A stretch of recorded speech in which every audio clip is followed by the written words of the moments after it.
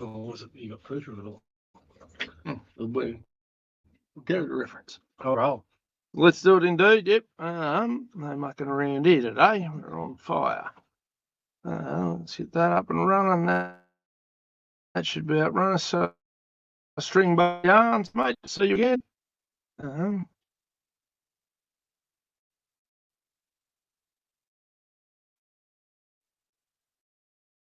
What's going on there? We're live yet? Oh, there we are. Now we're cooking the gas. Okay. Beautiful. I think that's everything it has to be. Always a pleasure. Councillor. Yeah. I just went to a councillor on Shire County, but the views are mine and mine alone. I'm also a candidate for the upcoming state elections in March next year. So, there's a lot of hats I wear. Being on Temora Shire is one of them. Only one? Yes. Although, because we are community-minded guys and we do want to keep the community informed, we do talk about council stuff on this show, but it's not the prime focus. We talk about a lot of stuff. Well, the focus, but, councils and their operation, operations is certainly run, which I think is fair and reasonable. And your intro? Okay, I'll be the king. You're the councillor, I'll be the king. Yep. Self-appointed. Look, Australia, somebody actually said to me the other day that apparently I need to learn how to be more respectful to our king. And I don't really have any time for King Charlie, and I couldn't give a shit about his kitty fiddling brother, and I couldn't give a flying fuck about anyone else in that little periphery. That whole thing is absolutely flown to pieces. It's vile, and it's getting worse by the day. But I will, as far as my intros go, I'm owned by nobody. I don't answer to anybody per se. My opinions are my own. I don't have to kiss any councillor's ass or anything along those lines. Well, you answer to the people that you deal with. Correct. I answer to the community that I interact with and the people who show a bit of support and the people who show a bit of backing. Yeah, absolutely. But I try to be as accurate as possible with information. I also try and make sure that if I say, a number, it's either this is the number as per, or I just go roundabout and I'll make it fairly clear. That's kind of how I roll. I'm an informal candidate at this stage for the Riverina federal election. That's what my bios say. I haven't, whether we'll run yet, where that's a different thing. We're a little way off. But, I think I got, 6,000 something votes a couple of goes back, 2 goes back. McCormack's realistically a sitting duck for whoever, whether it be somebody from One Nation or somebody from the Liberal Party or, who knows, he might lose the seat to a Green depending on the day of the week. But it's all part of the fun. The coalition at the federal level have certainly lost a lot of credibility in the last, probably since the last election with the absolute no-show from Dutton's. Look, as far as was it? Dutton dressed up as Sham, I think, when he christened it. Fuck. Look, I've been throwing shade at him for fuck. But they were absolutely pathetic. The last go round was the most pathetic show, and then you've watched the last few months out of these people. And Susan Lay had the most laced up poison chalice that you could possibly get, because everyone knew that she just had to say, "Here, Susan, here's a steaming bag of dog shit. Can you hold on to it for us till it stops smelling as bad? Hold this until one of the shiny boys decides which one of the shiny boys is going to take it. Hold this until the heat goes off, and someone can actually step forward. We need some separation from that election result, and you're it." Yeah, pretty much. And Susan's done the job with a smile on her face. And carried that bag. Now she's running like fuck. No, she's resigning. She's retiring. She's going to enter retirement and live happily ever after on her government pension. I've retired from voluntary positions during periods of time where you go, I stepped down as president of the Lib Dems back in the day when it worked out that I'd lost the room in the context of what it was. Ironically, I still get felt out fairly regularly whether I'd come back, but at the time, as the president, I'd lost the room. I'd lost, the key support. I'm pretty sure we all still love each other and we're all good friends. Yeah. But at the time, in that context, so I went, I'll fall on my sword. I've been outvoted on everything here. I'm no longer the key driving force in the room. More than happy to step aside for somebody else to have a crack at the job. But there was no money involved. I wasn't voted in, yes, I was voted in a formal election, but it was far smaller scale. And the people who effectively supported me in that particular time had decided that they wanted to go in a different direction. I'm happy with that. They're allowed to do that. Absolutely they are. The problem with what Susan's done is when they're voted in that context, it's won for a fucking huge amount of money. Very, very different. It's also it's on a national level. You've been handed the ball by your constituents. You weren't voted in by the Liberal Party. No. You were voted in by the constituents of Farah. Yes. I was voted in by the constituents in that room. Yeah. And I'd lost that room. Yeah. So I went, okay, cool, no problem at all. I'll resign.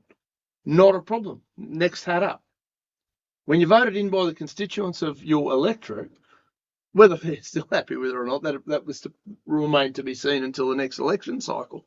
But the fact that she sort of took a bat and ball and went home because the Liberal Party decided they didn't want her anymore is a big part of the problem across the board with these political parties and their relationship with government and the citizenry. But I do think at that point in time, she's basically she's lost all her credibility, and she really does have to just hang the hat up now.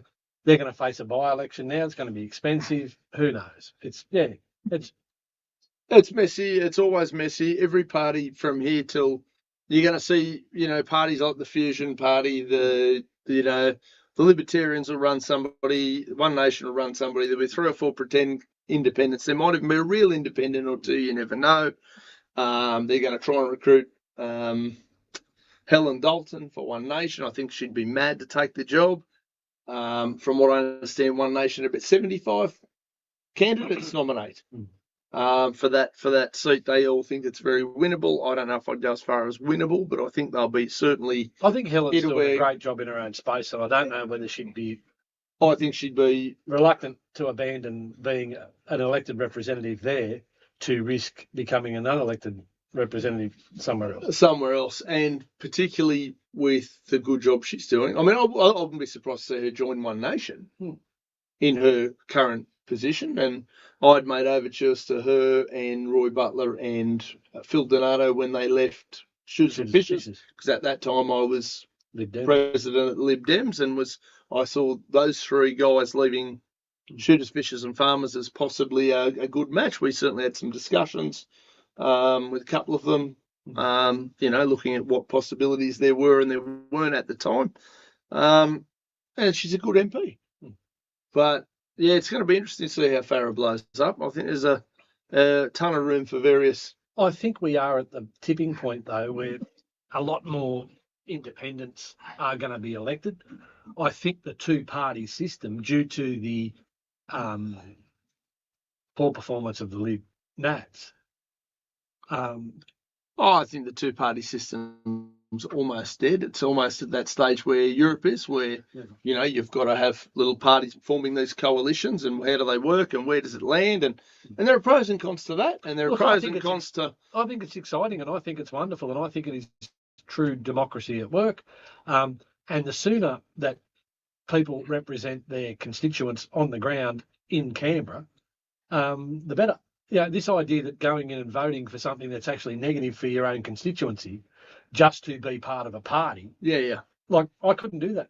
No, I could never do it either. No. I have no interest in doing it. If my base were going to suffer detriment due to me being in the club, I'd say, bugger the club. Yeah, I'm out of the club. The club is the people I represent. And that obviously means, in previous years, that it's very difficult to get elected as an independent, but there's more and more independents being elected. So look, Albanese, for all the talk of it was a whitewash, or it was, he's the most successful election, we've got a mandate. We didn't get a mandate. You got a 33%, 34% primary vote. Yes. So it wasn't a mandate. You didn't come in romping home. What happened was your opposition was just so absolutely useless and shit that you won a hell of a lot more seats by default. Like, it wasn't, and when you look at 33%, there's an awful lot of people that didn't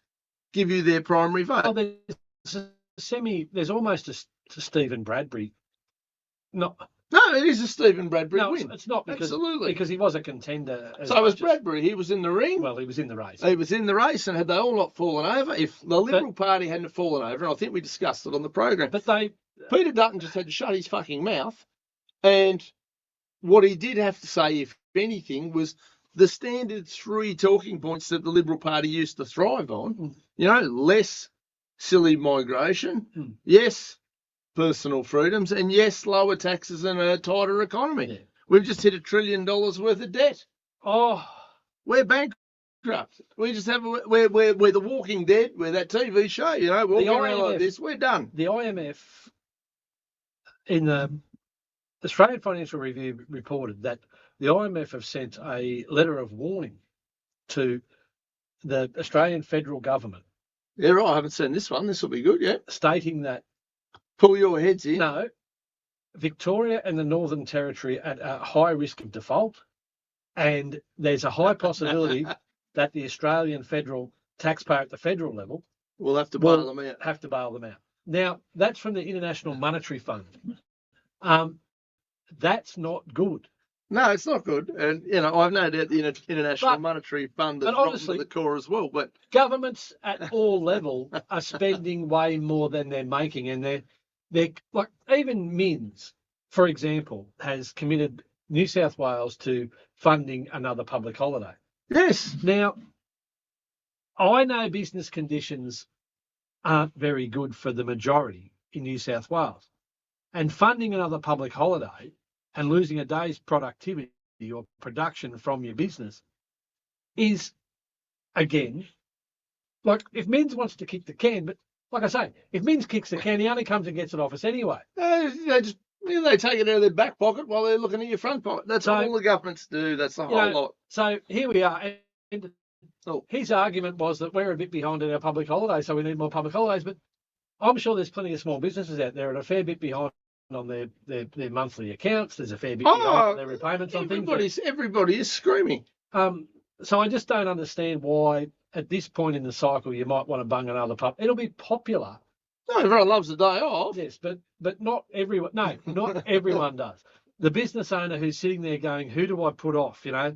Meeny, miny, mo. Who do I have to sack because I can't keep carrying these people and I can't keep paying people for public holidays? Who do I have to put off? Doing anything? Business is tight. Business is struggling. Look, we only spoke last week about the high insolvency rates and the high failure rates of cafes, and the hospitality industry. Yeah. This is just going to be like, okay, let's declare it a public holiday, and all of a sudden they've got penalty rates. Yeah, that's right. It's penalty rates are the silliest thing in the world. Well, if you've got a business, a hospitality business that relies on, say, people commuting into the city of Sydney on a work day, and your business is set up to service those people with, some breakfast or something on their way to work. Yeah. All of a sudden, you've got a public holiday. Do you open that day? No. Well, there's a day out of your trading. So you pay a week's rent, but you trade for 4 days. 4 days instead of 5. That's exactly right. So all of a sudden, you're 20% down on your takings. And if you've got full-timers on, but your costs won't go down 20%. You've got full-timers employed, which hospitality doesn't do too much of, but if you do that, you've still got to pay them. Yeah, but if you're between a rock and a hard place and you have to trade, you're going to be paying penalty rates because it's a public holiday. So I can't see. Look, I understand, but honestly, simply if you don't want to, if you want to observe Anzac Day, I think that this year is on a Saturday. Yep. And I think next year it's on a Sunday. Yeah, right. There you go. So, but Mins has basically said for this year and next year we're having a public holiday on the Monday. Yeah. Now it could be the other way around. It could be Sunday and Saturday. It doesn't matter. Well, but I just don't. If a date of observance such as Anzac Day falls on a Saturday, well, give up your Saturday. Why do we then have a Monday off? What are we going to do Monday? You're going to recover from the hangover on Sunday. And not just the alcohol hangover, the hangover from, your business struggling or missing a day and working out how you're going to pay all these people with no revenue. But the government doesn't have to worry about paying people with no revenue because they have an unlimited kitty of bullshit, whereas those people in the private sector have to find that money to pay out. But they have no. This is the thing. The IMF have pointed out that there is a limit to their exuberance. And how many? Like I said to someone the other day that the next state election's in March next year, but they said, "Oh, maybe." Mims might give everyone Anzac Day public holiday and call an early election. Yeah. Who knows? Yeah. I think there's a fair. Well, there's a bit of stuff in the background regarding perhaps the caravan at Dural and a few other bits and pieces that he'd rather not talk about. Oh, they're always trying to cover their asses. There's no doubt about that. And perhaps he'd rather everyone thinking he's a great guy for giving him an extra day off than actually asking some of the hard questions. One thing that I found really interesting for everyone this week, and someone put me onto it, I've been looking for it for a while, is there's a really good podcast that's come out, only got launched about a month ago, Bike Boy. And it's all about... the bloke Dan Andrews run over? Yes. Well, allegedly. Oh, fuck off. Yeah, right. Allegedly. Sure. Allegedly, fucking Dan Andrews. So anyway, they do a pretty in-depth deep dive with some a lot of statements and a lot of public witnesses and a lot of recordings of actual footage from the day. Yeah. So look, it's worth a listen. I reckon it's a great listen.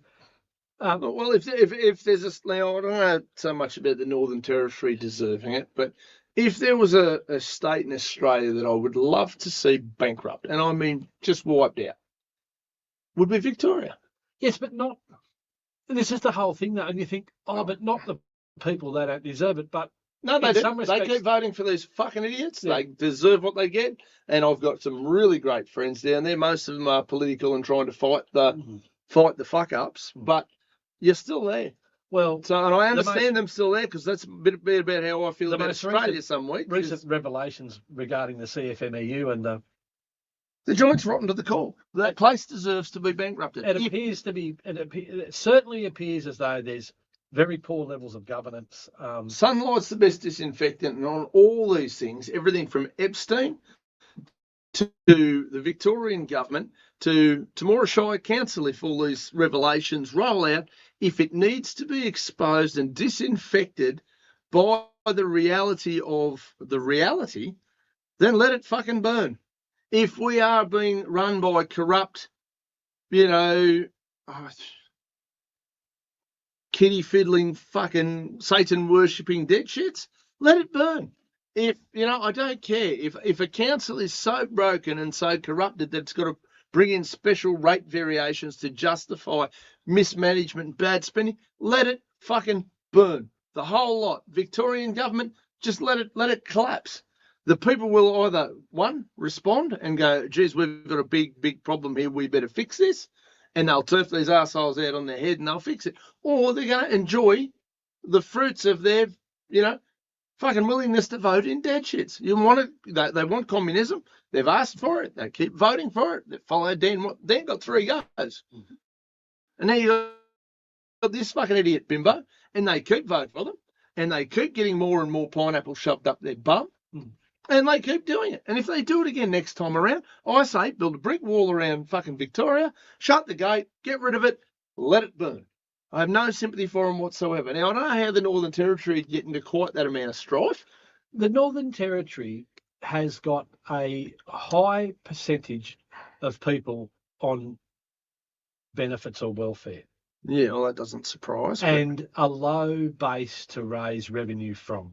And a big state with not a huge amount of economic activity. So the Northern Territory has got a different set of problems. Well, it's got a lot of things stacked against it. It certainly hasn't got the natural advantages that Victoria's got. Yeah. Now, just to interrupt.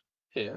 I went to a council meeting tonight, and I've sent the general manager a request that I can play the live stream for our audience tonight. Yeah. Apparently, there's a disclaimer on their website that I read when I checked out the live stream. Yeah. And it says that I have to get permission to rebroadcast. So I've applied for permission and I haven't received a response. Oh, yeah, right. However, that doesn't stop any single one of you punters going on to Google and Googling Temora Shire Council, then you'll go into council meetings and then you'll be able to see the live stream. Now, I suggest you go to about 1 hour and 42 minutes into the meeting. There's some very interesting discussion around some NCAT matters that I've been involved in. You involved in an NCAT matter? I'm really shocked. Well, as you'll recall, a few years ago, Council entered into an agreement with our ex-General Manager, Mr. Gary Lavelle. It was called a deed of employment. And I was denied access to it unless I signed a non-disclosure agreement, some sort of a confidentiality agreement, which I resented. Because as a councillor, we've got provisions on what we may or may not reveal to the general public. Yep. And surely that's enough coverage for the mayor to trust me to view this document. Well, it should do, based on the fact that the people trust you to elect you to council. However, that's the theory behind having elected representatives. However, the mayor thought otherwise, and he got some advice from a company called Williamson Barwick, and that advice was that should I wish to view the document, I should view it in the company, the mayor, in the council chambers, and I could not take notes and I could not take a copy, and I had to sign an NDA to view it. So I said no, and I subsequently put in a Government Information Public Access Act formal access application for the document. Long story short, through no fault of my own and multiple unusual events, there's been 2 or 3 subsequent matters heard at NCAT relative to the request. At this point in time, 95% of this hyper-confidential document has been publicly released under the Government Information Public Access Act. And if anybody out there wants a copy of this document, I'm only too happy to provide it. You can also go to the front counter of Temora Shire Council and you can request it, because there's a document that's been released publicly that has got a very small amount of redactions, and that is the document as it exists today. Right. Now, in the councillor's information paper that came up tonight, there were some notes regarding NCAT. Now, it was unusual. Usually they don't go to any great lengths to report this stuff, but obviously had something on their mind today. On page 580 of the publicly available minutes or the agenda from tonight's meeting. I can't imagine why people don't read this shit when you get 580 pages worth of it. Just the fact that there's 580 pages of anything that a council is doing tells me that's why we're wasting so much money. On page 580, it lists 3 matters before NCAT. And Councillor Anthony Irvine v Temora Shire Council, hearing held on 22nd of August 2025, decision pending. Well, since this report was put together, a decision's been handed down. It was handed down on Monday.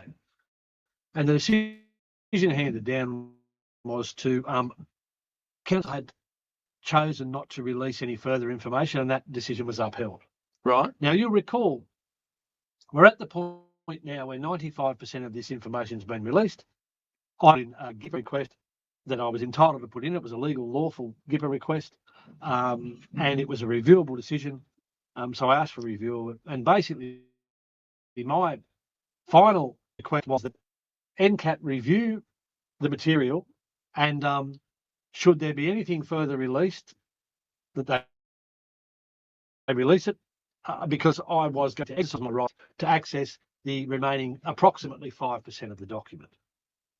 And it would have created all sorts of trouble had I accessed the remaining 5% of the document and discovered some of that should have been released. Yes.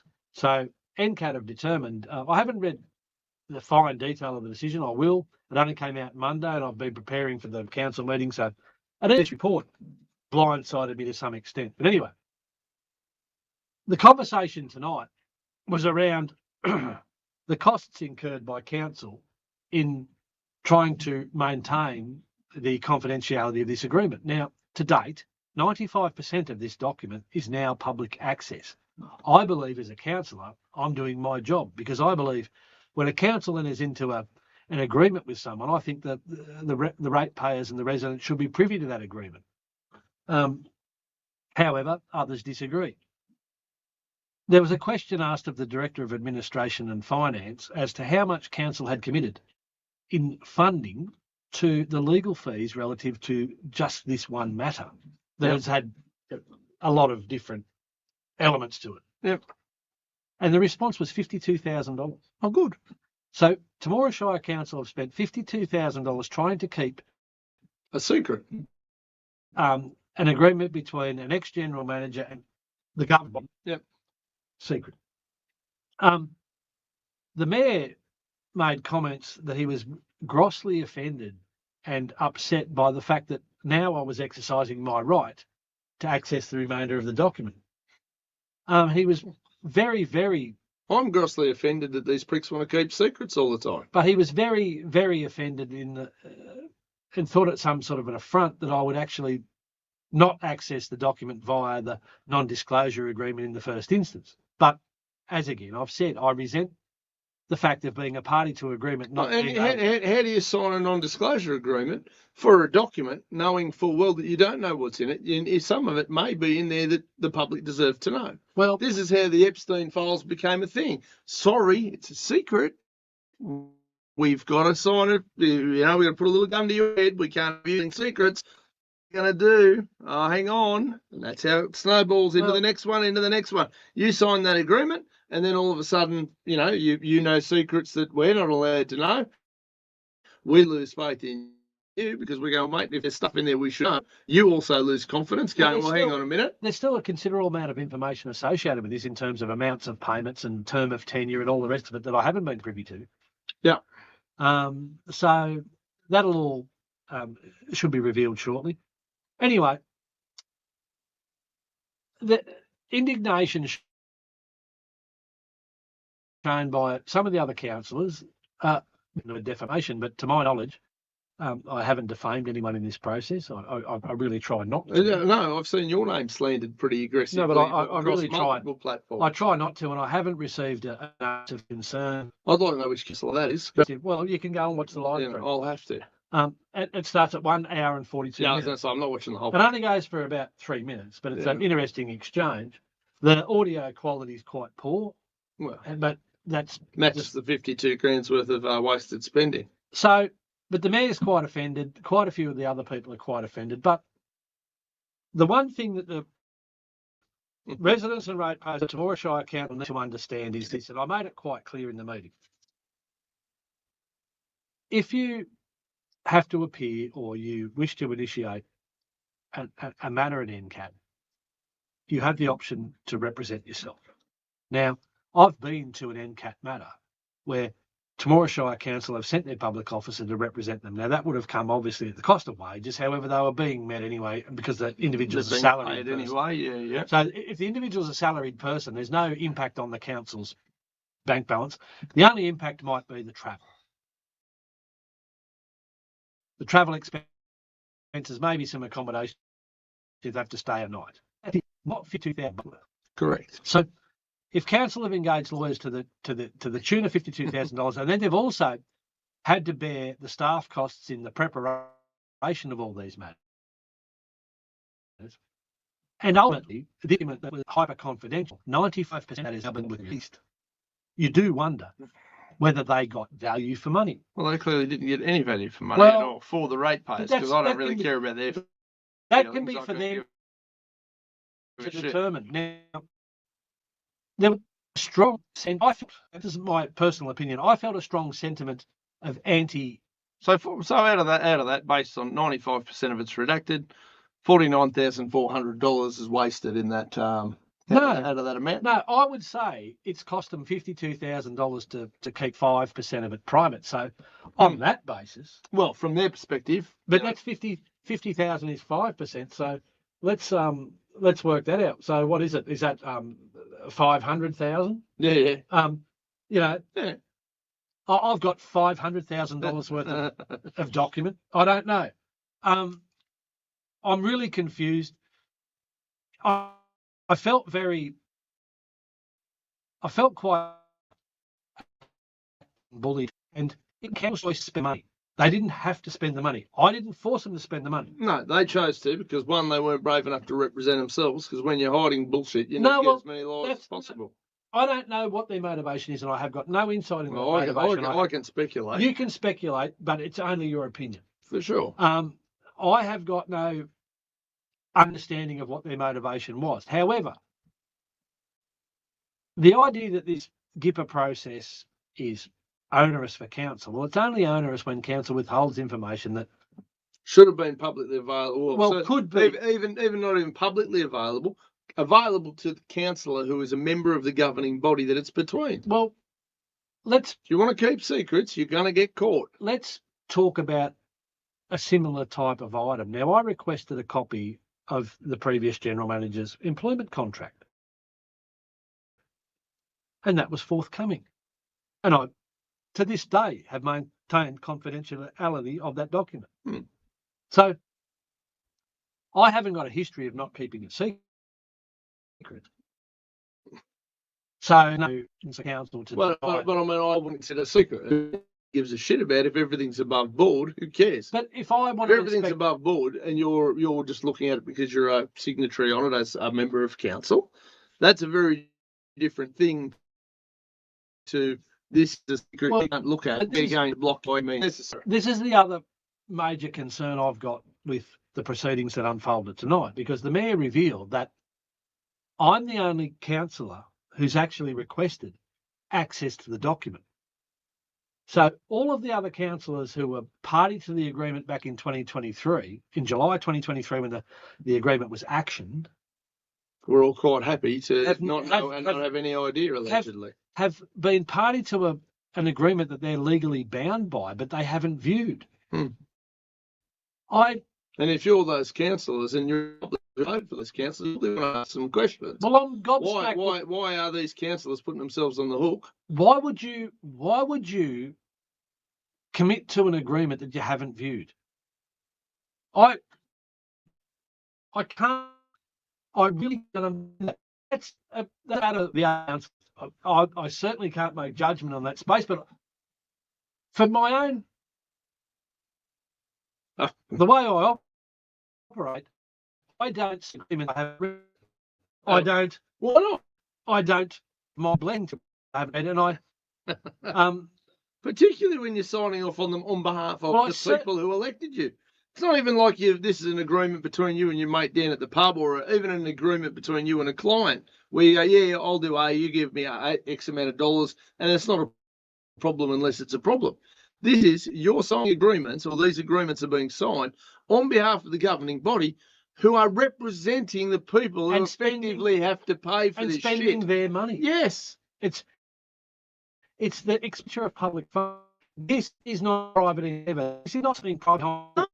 This is an open and transparent transaction between the governing body and someone they've employed. Former general manager or whatever he current, but even to the point title is. Even to the point that whenever council engage a general manager, their income is reported to the public can understand what they're doing.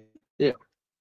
So and you reiterate as well, that's different for the rank and file staff. So, you don't know what paid or engagement. That'll be on the state. They'll be on grades, and you can basically just make an inquiry as to what a grade 6 gardener gets. Well, I mean, yes. I'm just stating that their personal details are not up for public consumption. No. However, you could get an indication of their remuneration if you wanted to have a look. If you want to look at the state government award, then you can find out. But whereas general managers are more. I would imagine that a member of the public may ask the general manager what level a staff member is. Mm-hmm. But I don't know whether the general manager... I don't know the general manager would have to be obligated to say, no, Dean down on Parks and Gardens is a level 4. horticulturalist or whatever. Yeah. I don't know. That's anyway. That's beside the point. This is a whole different level of reporting. Anyway, people have an opinion. They didn't want to $1,000 unnecessarily. I'll say I don't sign agreements that I haven't read. I'll say that 95% of that document is now public access. And you had to so I think it's a fantastic exercise finding out the process, and I think it's really worthwhile, and I think it has really opened up a lot of people's eyes as to how this stuff transacts. It's been very educational for the whole community. I think, anyone that I talk to that's on a board, club, or a community foot club, or a bowling club, I say, would you sit there and allow the chair to enter into an agreement?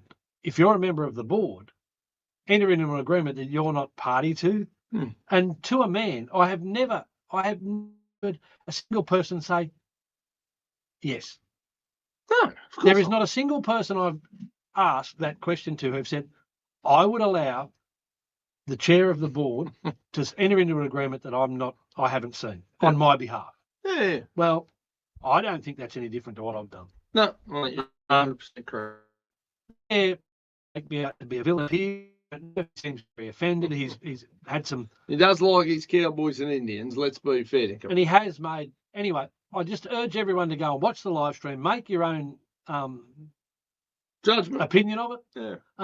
And like I say, and if you've really got an issue with it, I'll have to sit and discuss it with you. Just like a mushroom. Not particularly in a position of responsibility. Well, not when you've been elected by the people to represent their interests. Yes, it's different. You can be treated like a mushroom if you're not interested. You can be treated like a mushroom if it's not really. You're allowed to be like a mushroom, you deserve it. Yes. And that's. But you didn't go into council in this role because you wanted to be a mushroom. You went in there because you wanted to affect some sort of positive influence. I went on council because I didn't believe that council was being run appropriately. Yeah. And I've done everything in my power since I've been on there to improve the performance of council. Now, as I say, I didn't council to be expenditure. So don't look for the council made a decision at level to engage high-powered, expensive lawyers. Sydney lawyers. And that is their choice at every opportunity. When they have to go to NCAT, they can self-represent and they can reduce those costs if they so choose. They might think that it's good for money to do so. It's between you guys and them. Yeah. All I can do is represent my own. I'm only exercising my legal rights as they exist. I haven't sued anyone.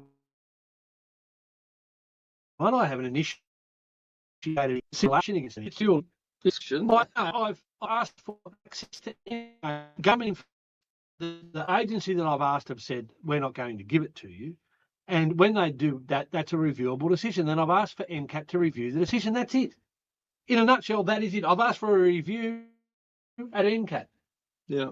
And Temora Shire Council, in this particular matter, have spent $52,000 relative to these reviews.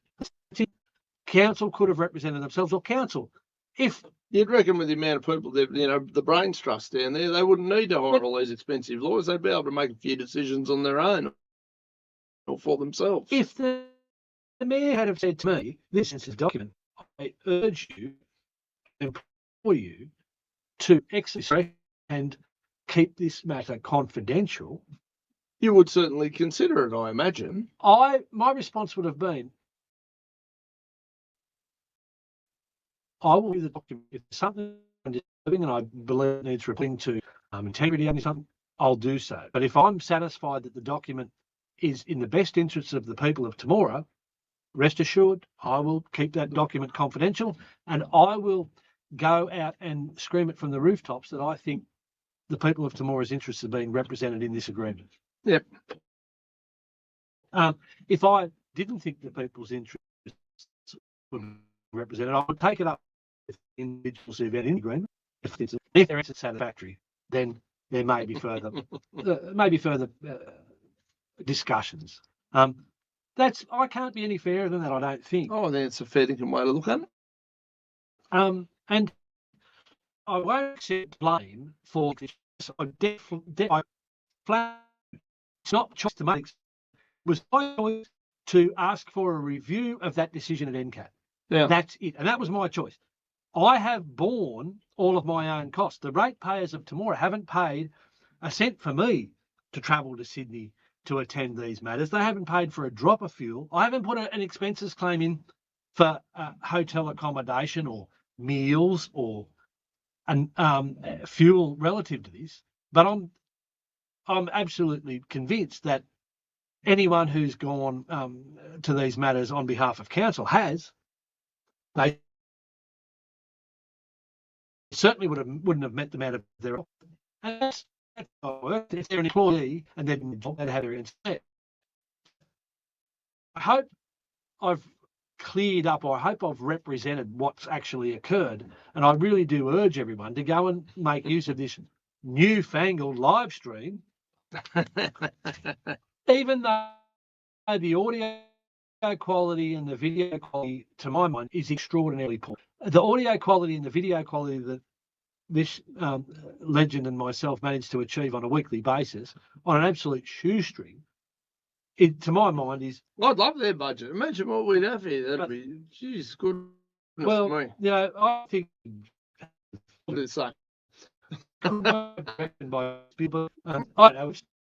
Special effects. We could have editing. We could have all sorts of things. We could have subtitles. We could have green screen. We could have all these other things going on in the background. Oh, I think if I had the time to figure that out with just this program we're using, we could get green screen and a few others. Well, I just couldn't be asked to figure that out. To be fair, I haven't got the time. Exactly, and either have I. On another note, but relative to all of this, everyone that knows me well knows the trip that I've been on since 2018, involving Temora Shire Council, when, after being a loyal and faithful provider of services to council for 20 years, a project broke down, and then from point forward, it's been, I've seen the outside of the organisation. I've seen a lot of nastiness, and I've seen a lot of really terrible stuff. But most of the people around town have heard of the rumours and slander and the allegations made against me. But as we move through this process, now here we are 8 years breakdown of the Town Hall project. I'm still on council. I'm on my second term of council. I received the second most amount of votes again to prove it wasn't a fluke. And I'm really looking forward to the elections in 2028, because I think I'm going for the big job. So we'll see.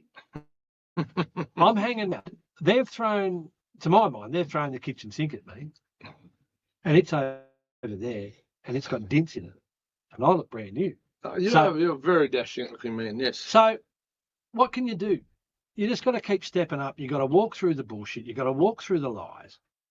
Stand up straight. Defend yourself, and make sure. And this is the one thing that I want to give you a heartfelt thank you for giving me the platform to communicate my side of the story to the community, because we know how lopsided it can be when a big organisation has they hold the news from radio station. They can basically deplatform someone and just roll out their own narrative, and they can really skew things in a really terrible way. Now, a friend of the show, a fella called has a post on got a page over at Fred posted up a newspaper article that was published online by the Daily Advertiser during the week relative to a court matter. Fred indicated to me that he believes that the does represent a look over it, and I tend to agree. So, but Fred's basically going to go slowly. get the information and basically put his side of the story with firm facts. Well, look, and when he's ready, all he's got to do is give us a shout and come on here, set up a chair, and we'll go, Fred. That's what's on. In a fashion, and basically address what could be considered some misinformation or some mischaracterisation or just a misinterpretation of how events may have unfolded, and fundamentally the matter's being characterised as a business dispute. To my knowledge, Well, the two individuals never done together. Yeah.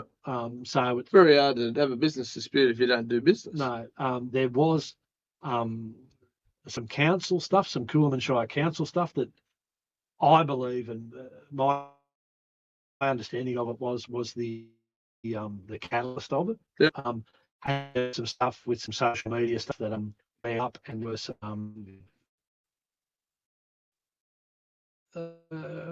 consequences, I suppose, stemmed from that altercation, and they might not have been ideal for certain people. Sometimes that shit happens, doesn't it? Anyway, so good luck, Fred. Like I say, I'm a firm supporter of anyone wants to get more transparency and accountability and consistency. Fred's main call to arms is he just wants one rule for everyone. He just doesn't want double standards. And well, that's a fair argument. Yeah, and I think I'll support him in every day. So chin up, good work. Keep going, and once we get a bit more info, you're more than welcome to share this platform, and we'll I'll open the door 100%. Now, Milt, and I'm also, again, as we always do, if there is another side of the story that would like to access this platform. I can't remember how many times we invited the Temora Mayor down to the radio station when I had the seat down there. You're more than welcome to come in and tell your side of the story, but you'll be face to face. You'll have to answer my question. The same thing about even on the back of tonight's council meeting. If the mayor has got issue with anything I've said post meeting, I invite the mayor to come down next Thursday night and clarify. And he can pull up a chair. Yeah, I'll sit around the other side and just drive the computer and you guys can go. He can pull up here and he can actually or put forward his point of view and justify his opinions relative to this matter. But I do urge everyone to go and look at the live stream. I think that'll be fairly enlightening for most people. But bear in mind, it was council's choice to expend those funds and they didn't have to.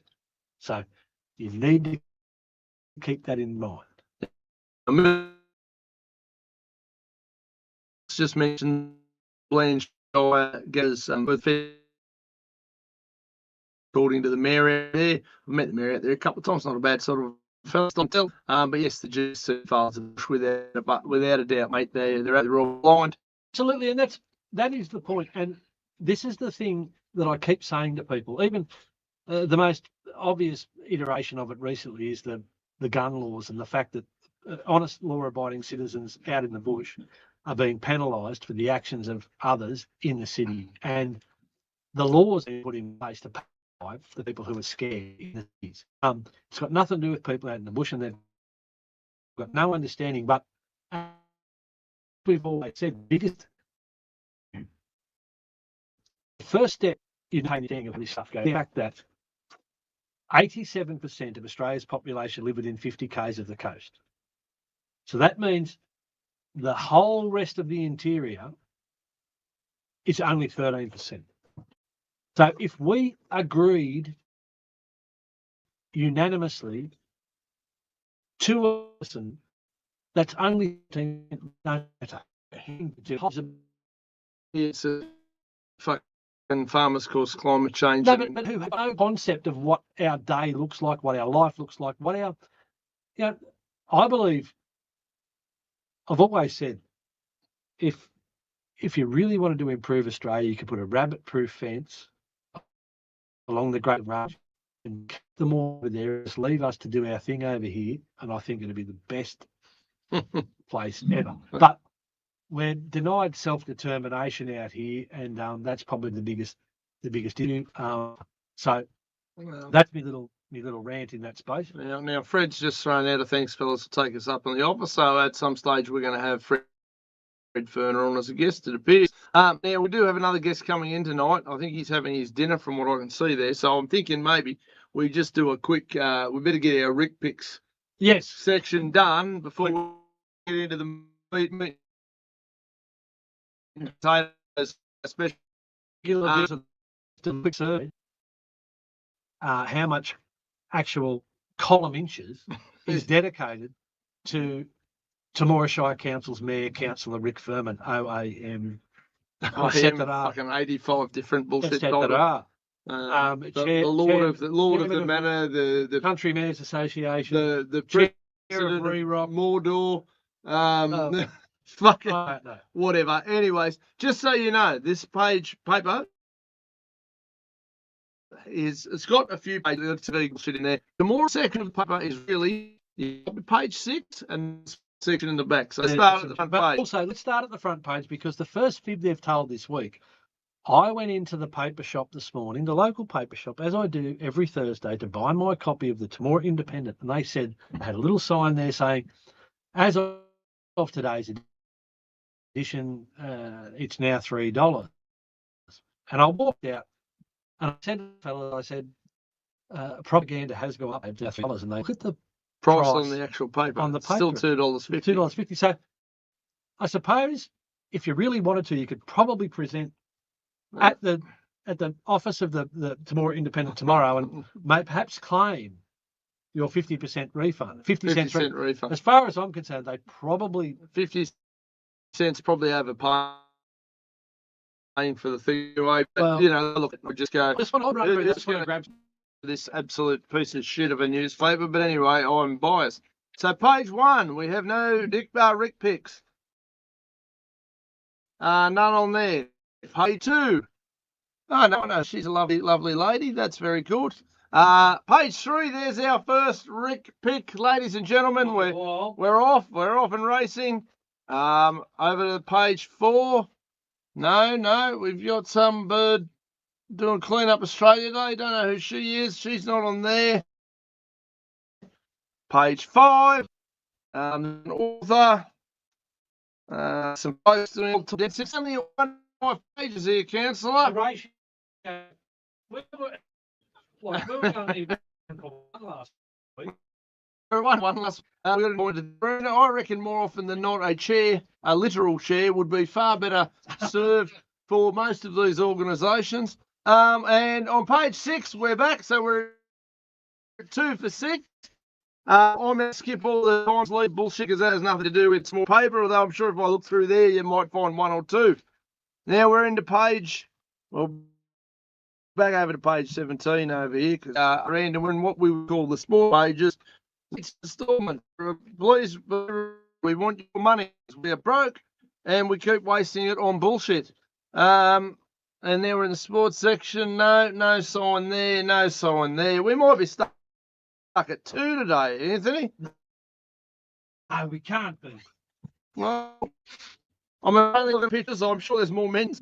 Noel Fisher, I would be. Noel Fisher might be up. He might be in trouble. He might lose his job with this Noel sort of Fisher performance. Is the current editor of the Independent. Now on front, 0 page 2, 1 on page 3, none on page. Oh, where are you, Brucey, mate? Good to see you, buddy. Always, hey. Never have to apologise. 1 on page 6. So you're right. Three. No, I missed one. You missed one. So I missed one, but that's in the Coolman time. Yeah, that's true. That is the year. Planning deputy. I'm planning the deputy. Nice. He'd be very pretty. Nice. So there's 3. That's no. I'd be nervous. Nervous. You're going to lose your job over that. If anyone was wondering about that's more independent and the quality of the journalism, just today that they've put the price up at the till for $3, but they haven't changed the price on the top of the paper.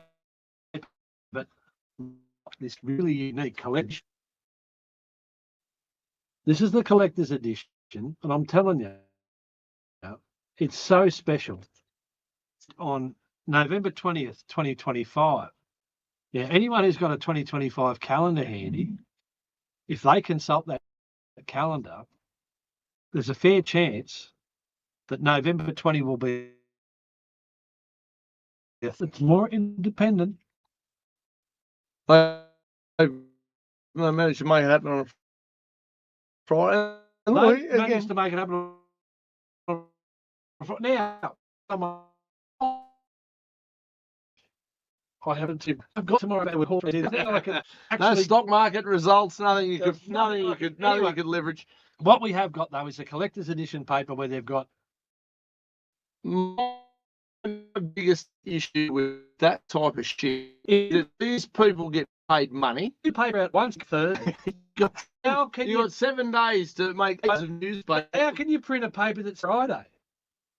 But I don't get it. But I've got people in my comment section on one of my rants going, you misspelled something. I don't want to be the bearer of bad news. I don't make any money doing this shit. So you get to kiss my ass when I write something wrong, or even the little free newsletter that I now do on Beehive, you know, which welcome to subscribe if you're interested. I'll give it just in spirit of self-determination little newsletter, and I'll get on there and I'll type in a big rant into ChatGPT. It's exactly like I'd normally type. Then I go edit this so it sounds like an adult wrote it, put some full stops in there. So I do share it with ChatGPT, and it's free. And I type talk, so I don't apologise for that, but I also don't make any fucking money off it, and I don't bill people $3 a week for the privilege of reading my shit. So on to the more important matters for the evening. Well, there's always plenty of matters. Milt's just asked a little question there. Didn't the Timor Independent shut down the West Wyalong Advocate? Affiliated at some point? Probably, quite possibly, mate. I'm not sure. But what we do have tonight, we have a special guest. Yes. A friend of the show. A friend of the show. I believe he was called a serial pest by mainstream media. He's got some enemies, which is always good. If anyone wants to search the term serial pest. Not sex pest, they're all in Steens Island. That's a different thing altogether. Will come up. In so many Fairfax media reports, it's just next level. Well, anyway, the key interesting part today is he's been in similar battles with council. He's been in absolute. Look, Mr. Thaler has been engaged in some of the most tense and complex and huge matters with the council on the ALG of time. So I think we should better bring Andrew in. So, ladies and gentlemen, I'll give you Andrew Thaler. Good to see you. Good. Hey, mate. Good evening, shoppers. How are you, lads? Good evening, shoppers. Now, just letting you know, you're pretty good. Good, mate. Can't complain for an old bloke. Apparently, you're having a few wins today. Well, one win, but you're breaking up a little bit with your internet connection too. You're a bit one win's stuttery. No wins. Oh, it's a bit laggy again, is it? Yes. You there? Yes. Anyway, we can carry on. We'll let you talk and we'll shut up. Anyway, we can carry on. All right. Yeah, we had a win, and I'm going to say we because it's not just me. It's Anthony. I talk to him every other day. We share and swap notes, and quite a few other people around the area have been plugging away ChatGPT and reading the law books. From a strategic point of view, it's given Anthony a bit of a pep in his step today, because while he's getting hammered by the OLG as well, we've proven that we can actually push back against them. Doesn't matter how much money they've got or how many lawyers and barristers, we can push back. Congratulations. So what was the result? What actually happened, just for the shoppers who aren't quite familiar with your story, mate? So the OLG has been conspiring with my council to kick me off, suspend me, sack me, keep me out since before I was elected. And I got a first suspension in May of last year, and then I got another suspension immediately to the second. Literally, the first suspension expired at midnight. The second suspension, it started at 1 second past midnight. And then they did it a third time. But the second suspension, I lodged an appeal. And today, that appeal was upheld and the suspension was revoked or set aside. And so now the council has to pay me a couple of months of salary or pay and swallow a whole lot of butthurt. And in your opinion, do you think the goal with the 3 matters was to have 3 matters found against you and have you removed from council for a period of 5 years? Correct. Absolutely. That was the goal. And it was interesting that Justice Ian Coleman, he's formerly off the district court and he's been around a fair while. He's semi-retired at the moment. He had an opinion that he wanted to explore when he was deliberating and we were arguing our matter. He was asking the Office of Local Government, why did you give Thaler 3-month suspensions? If you were so keen to get rid of him, why didn't you give him 3 one-day suspensions? Because that would achieve the same outcome much faster. And it was one of those kind of, you could have heard a pin drop moments when they sort of looked at each other and went, motherfucker, we never thought of that. Yeah. Well, just talking about council at Temora discussed some expenditure on some NCAT matters, but I imagine they would pale into insignificance. Could you estimate what the combined cost of your matters might be? Oh, shit. I can tell you that I originally gave my lawyers over $50,000, and that was for a barrister and lawyers.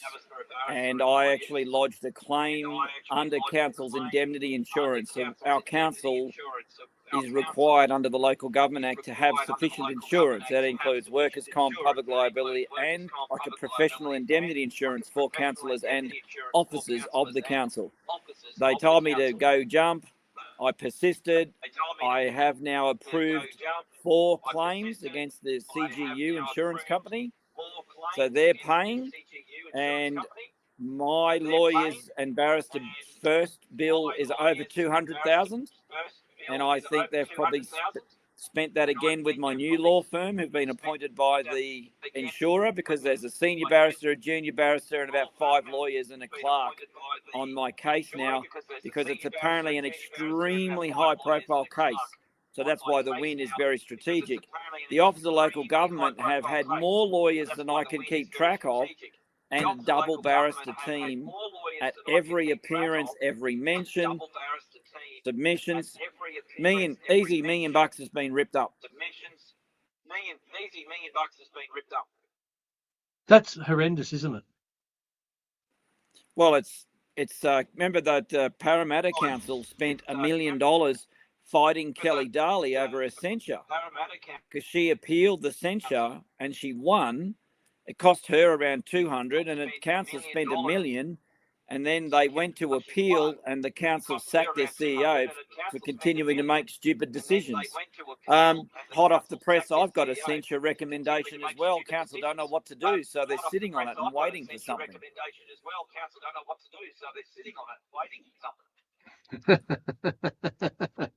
It's just mind-blowing.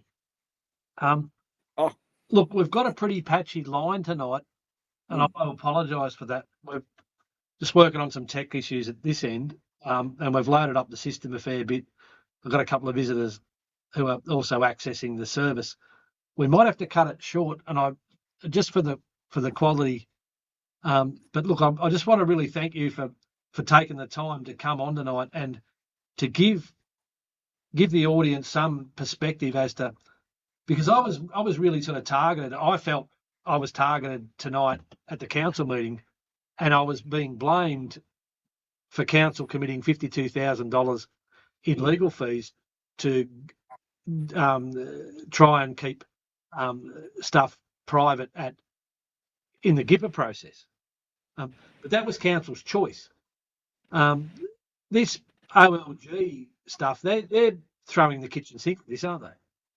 Oh, absolutely. And we had a council meeting today too, and I can tell you that don't think you're alone being a part of a stupid council. We've got a major scandal where we're trying to rebuild two pools, the Bombala pool and the Cooma pool.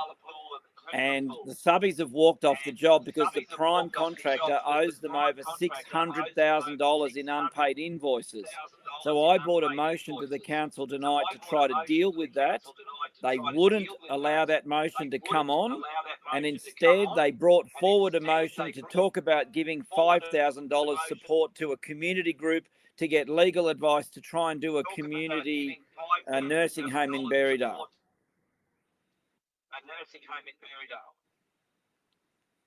Wow. Yeah.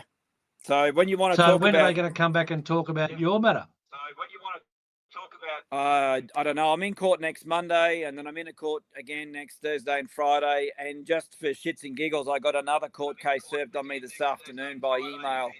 So apparently I'm off to the Industrial Relations Commission I gave it to my lawyers and my actual real lawyer, and he's like, what the fuck is this? I've never heard of it. And it's apparently an application for me to stop bullying so that I don't use someone's name on social media.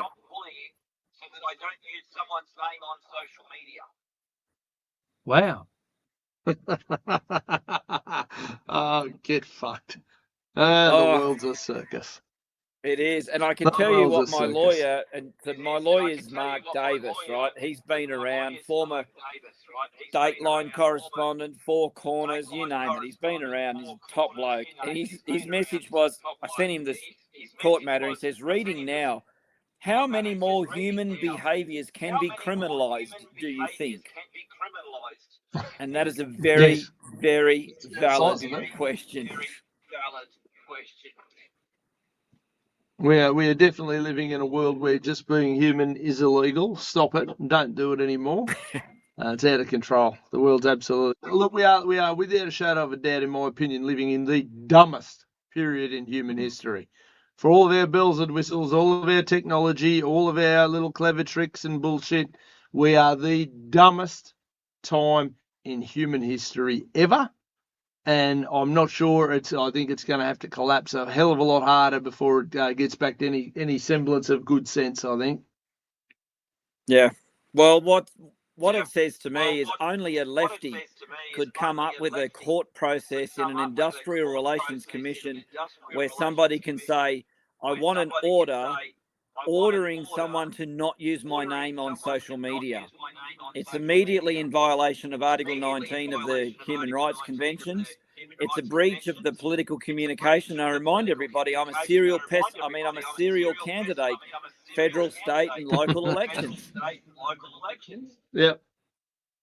Yep. And that, look, to be fair, that's why I've got Riverina candidate in most of my bios at the moment, 2028. My as a freedom of political communication, I'm under that sort of constitutional protection, allegedly. Yeah. The one thing I'm a little bit contrarian of opinion to Dean. Dean saying we're living in the dumbest time. I think this is an indication that we're actually approaching some enlightenment, and the powers to be are so offended that the truth is coming out, and that's true across the globe with the revelations from the Epstein files and all of these other things. The amount of pedophiles that have been exposed in recent times in Australia, there seems to be some sort of a broom starting to sweep clean, and I say roll on, and I think these type of lefty or socialist or absolute draconian laws where they're trying to actually throttle free speech, they just can't deal with the truth. Well, I sent them to you. Did anybody watch the Rupert Lowe Look, the video reality launched on the weekend? Did you watch the Rupert Lowe announcement of Restore Britain on the weekend? The farmer standing at the farmer's gate. He's an MP. Sorry? Yeah, what Rupert Lowe. Oh, no, I do follow Rupert Lowe, though, and I'm pretty well on board with about 80-90% of everything he comes out with. He's pretty well on fire. Yeah, well, he did a video on the weekend announcing he has started the Restore Britain party. It's a brilliant video. I'll send you the link, Dean. Everyone should watch it. And he just delivers a calm, thoughtful, and considered sort of approach to say, you know what, I've had enough of this shit.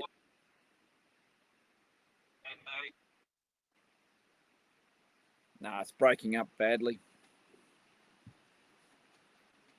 We just haven't got enough bandwidth here. Well, it's just not. It's fallen over. Look, thanks heaps for tuning in. All the best. You've given everyone a.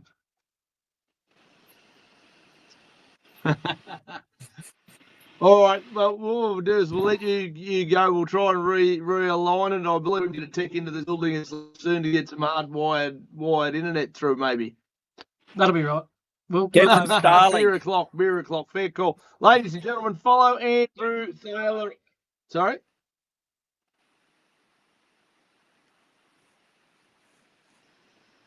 Make sure you follow Andrew Thaler on Johnny's work. He's very, very entertaining. Great value and a man of principle. And I think that's one of the most important parts of the whole shooting match. If I'm going to be having conversations with people, I want to be having conversations with men of principle.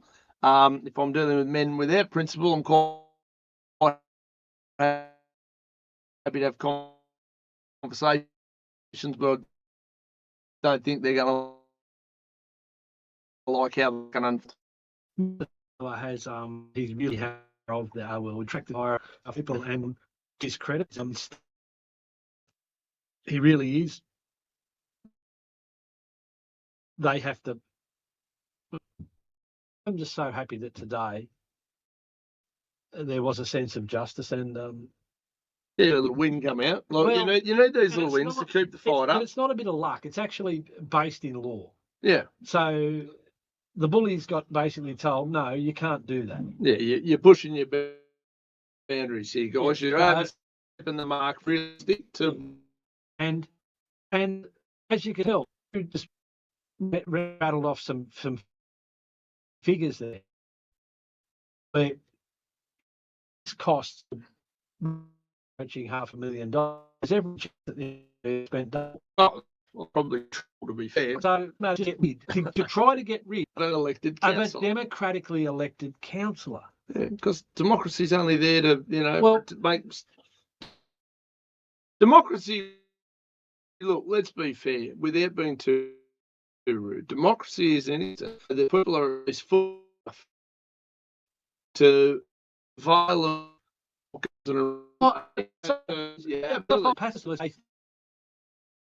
Determination. If they actually knew the level of control that's being employed on every control, not mind control. Mind control seems like something out of a Star Wars sci-fi. Which, to be fair, as keeps coming out of the episode files, a lot of those things are true. Apparently, Barack's decided to tell us that there are aliens now because don't worry about all the pedophiles and satanic baby. They're aliens. They look at aliens. But there is an awful lot of that sort of stuff goes. So much, all the second highest country in the world, not per capita, outright, for downloading streams of children being abused, tortured, and sexually assaulted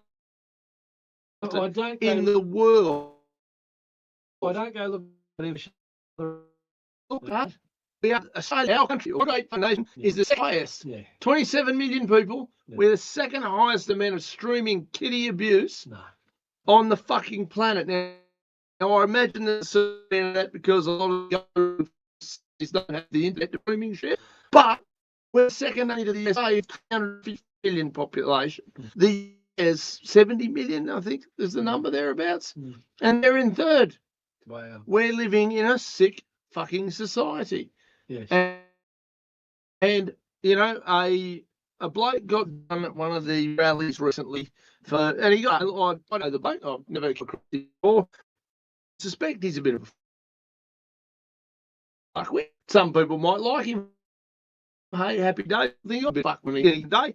Basically, got up in a speech at those rallies and cleared every said. Very nice little Jewish people. He's been arrested and given 12 months jail. Wow. Now, following on from that, to put things into perspective as to where our judicial system is at, a school principal. So you'd like to think a man of trust, a man of, you know, people trust these people with their fucking kids, has just been arrested. The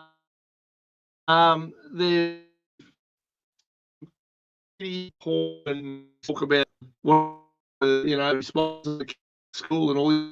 He's been given 3 years jail, 3 months jail. Sorry, 3 years, 3 months. So 3 months for being a position of authority, spying on people's children. To be honest, I don't really call for violence, but if one of the dads at that school happens to grab that bloke and flog the living fuck out of him, I'll donate to his fucking GoFundMe and legal team all day long, because that's a judge who'll give 3 months right at pedophile. Into it about, I love them as young as I can get them. You are a fucking dead shit. You need to lose your benefits, your job. You know, this is the world. You need adjudicating. It's like they have some more accountability. I have a full system and mental system based on just how broken it is. This other bloke, probably a bit of a dick, said some horrible things about an entire group of people. Didn't name anybody. He didn't go, Joe, the Jew's a horrible person. He went, Jew, I fuck no, it's not nice to say. But as a white guy, how often do I get called a fucking white dog or whatever they come out with? Ain't much of that shit. Apparently we're all racist, sexist, homophobes. And this guy's coming and asking anything of my show for hurting social cohesion, hurting the fabric of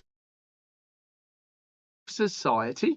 And on the other hand, a bloke wants to root our children and is a school teacher, not just a teacher, but a principal, gets 3 months. And apparently at the end of it, he gets to be monitored afterwards because he has a great chance of rehabilitation.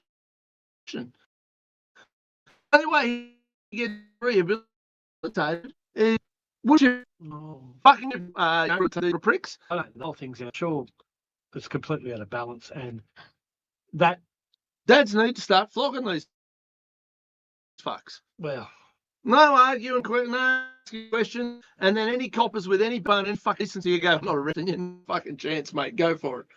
And then, you know, it shouldn't even end up in a courtroom because the police are going to start looking at judges doing shit like this going, why are we going to waste their time? But how can we get to that situation? And look, there was I thought the dark days were behind us when institutionalised pedophilia ran through churches and organisations, and that, to me, is in the back. It's in the past, but it's not. It's not better. They're just hitting it better than them. You're a homophobe because you don't want grown men rooting children. Yeah, no, there's no. I don't care how gay you are, but getting adults. I was the state president of the first party in this country to actively say gay marriage was okay. It wasn't really my personal position. I think fucking, you know, I think it's more of a, you know, it's, to me, marriage of a religious institution. So to me, I didn't really see why two people would want to get married. Seems, you know, like there's no really, you know, you stand in front of a priest or a pastor and you go, we want to give ourselves to each other in front of God. Seems to be the theory behind And then you turn around and go, well, God doesn't like gay men, allegedly. That seems to be the vibe there. Why would you want to then go and beg to be married in the eyes of a bloke who doesn't like you very much? Yeah, I think in the background of that one was, we know it doesn't make sense, but in order to achieve equality, we want the opportunity to do so. And the word equality sort of makes life hard. Yeah, but the Liberal Democrats, the party that I was a member for this 50 years, I think I ran my first campaign 2012, 2013 as a candidate. The first party to consistently advocate that between a man and a woman should be legal. And I kind of went, it's certainly not a topic I give a fuck about. But here's something that I'm not going to advocate for or allow or support under any fucking circumstances, is grown adults rooting children. No. I can't be any more blunt than that. It's like, I almost dare some fucking... There's a freedom that grown adult who gives their consent. Absolutely. Consenting adults do your best, do your worst, go nuts. I don't care. You're not hurting anybody else. I don't give a fuck. But look, yeah, it's no good. I don't want to... It's a bit of a benchmark program. It has to go for 1 hour and 20 minutes. The reason being, to do the reels, because we got nothing to hide. I think some people kind of go, oh, it has to be with this program. If we don't go for 1 hour and 20 minutes, I have to actually do the editing myself relative to the you see come up on various platforms. And I'll tell you, I haven't got the time, I haven't got the inclination on doing it. So we have to hit that 1 hour and 20 minutes minimum. We go longer if we want to. And what happens is after that, the AI will actually do the cuts for us and roll it out. So that's why we must go for 1 hour and 20 minutes. And obviously, look, with the bandwidth being a bit of a challenge tonight, anyway, probably to get off the things. Hey, just an update. I've asked for permission to actually show the live stream from the council meeting, but it still hasn't come through. So I don't know. Hopefully, I'll get permission to stream it for next week's show. Yeah, I don't think I need permission. I might find it and upload it just for fun. Well, that's up to you. What was the time slot? 1:42 for the second video. I might actually it and launch it on platforms because, well, I can. Conversation, and it just seems there's be a lot of. I got the feeling there was a lot of and a lot of Can't manage a budget and can't argue their own case without hiring a lawyer. Fuck off. But they didn't have to, and they committed to the expenditure. Yeah. So I don't know how that's my fault, but anyway, apparently it is. Can't argue their own battles. They've got to hire a lawyer to do it because of the fucking incompetence and or cowardice. All right. It's one of ladies and gentlemen, thank you for tuning in. We are going to have a bit of a play, so we'll do a bit if we could too. But tune in next night. We'll catch up again, and I'm sure we're going to have plenty of interesting stuff to discuss. And as always, keep your eye out for Councillor Anthony Irvine's Stand Up for Tomorrow page and my Spirit of Self-Determination page. They're the main two pages. And then I've got all my other bullshit rolling around. You can join in, jump on whatever you want. Have a look at Andrew Thaler. That's massive news to actually take on. And I'm telling you, that is a massive David v. Goliath battle. They have thrown the kitchen sink at this man, and I'm telling you. he's caught it and thrown it right back. Fair play too. It's huge. It's the same. It's on the scale of the Kelly Darley Supreme Court. Yeah. Win. It's on the same scale as the win.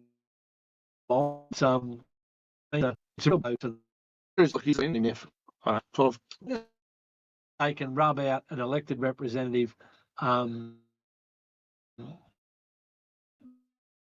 by just steamrolling them. They want.